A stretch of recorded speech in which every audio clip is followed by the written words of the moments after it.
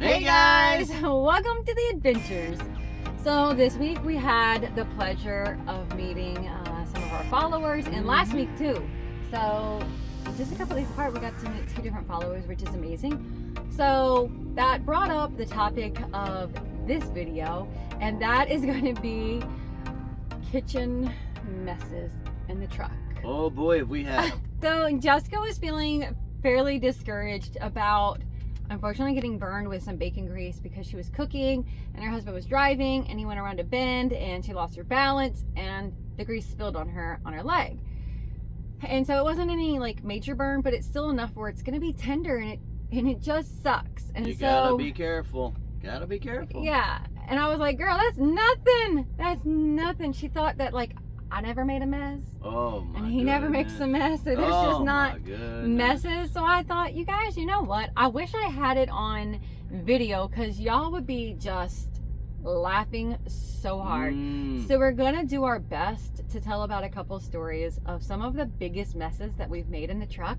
So that way you guys can feel a little bit better and feel encouraged to take a chance. And there's going to be some messes, but you know, there's going to be less messes than success. So count the success, count the blessings, and just laugh when it's not so successful. And know that you're saving a ton of money and you're eating better food if this food survives the mess, because sometimes ours didn't. Sometimes it don't. 10 years ago almost, next month, we were preparing to become team drivers for the first time.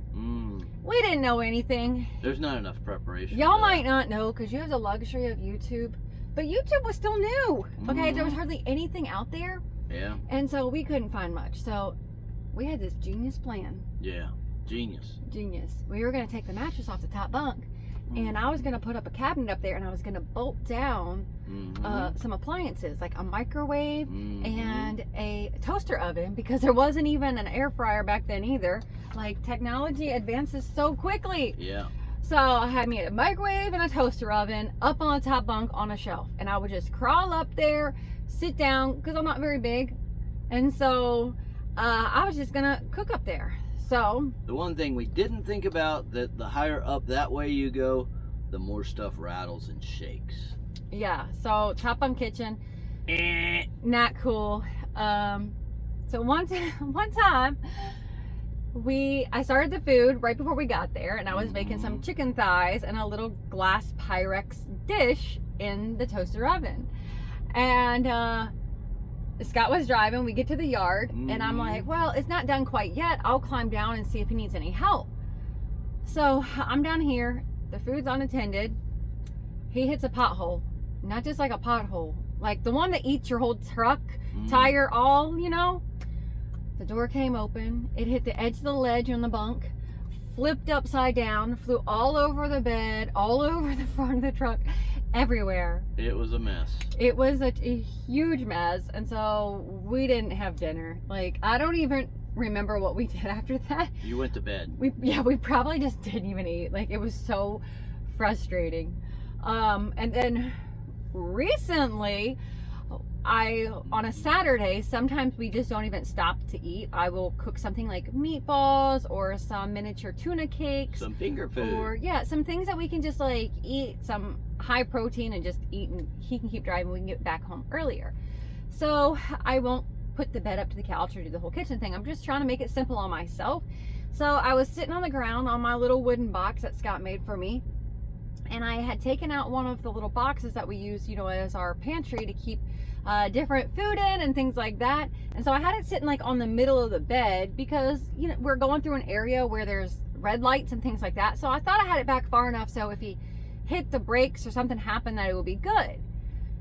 Well, y'all know we've talked about the truck malfunctioning with the light on. Yeah, with the automatic braking. Probably, I might have been following a little. I mean, we were coming up to a stop sign, and there's an intersection where people getting on the interstate do not have to stop, but people coming this way have to stop. So this person didn't realize that we didn't have to stop, and they start to pull out. This car slams on the brakes, I slam on the brakes, and chicken juice that we had canned goes flying up that way. It's in a jar. It's so canned. all of a sudden, I just know that, like, I'm Chicken sitting on the juice box. flying I'm everywhere. falling forward. I'm worried about Willow because like it's not enough time. Like we know the sound when it's gonna malfunction. The truck makes a certain sound, and we know it's gonna malfunction. So I'm just like, oh Lord, here we go. I'm bracing myself, bracing Willow. Not even worried about the tote. That tote barrel rolls, goes flying in the air. Everything comes flying out of it because you guys know, like you said, we prep our own food sometimes, and so I canned a bunch of chicken broth in a glass jar. Yep. That chicken broth hit the edge of where the seatbelt bolts in. That jar exploded. Glass went flying everywhere, all over the rug. So much so that we just threw the whole rug away because there was no cleaning that mess up.